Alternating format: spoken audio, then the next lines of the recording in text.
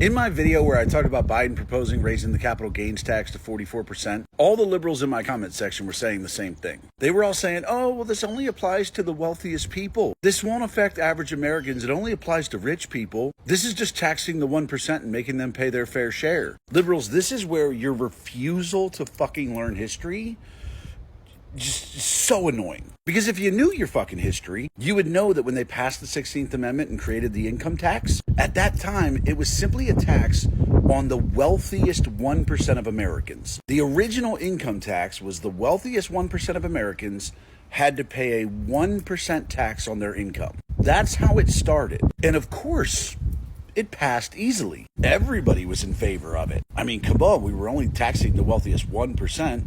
1%. Even most of the 1% didn't oppose it. But now the average American pays anywhere from 27 to 50% of their income in taxes. Need another example? When Social Security came out in 1937, they only took 1% of your first $3,000 earned. And they guaranteed us that Social Security would never amount to more than 6% of our annual income. The average American now pays anywhere from 12 to 17% of their income to Social Security. Not to mention, Social Security is a program that will extract from the average American anywhere from $350,000 to $400,000 in their lifetime, with an expected payback of anywhere from $1,700 to $2,500 a month after they retire. I'd like to point out that that same amount of money, the $350,000 to $400,000 that they're taking from the average American over their lifetime, if that same American had just invested that in the stock market and had just got the average annual rate of return, they would have anywhere from $5 to $8 million for retirement.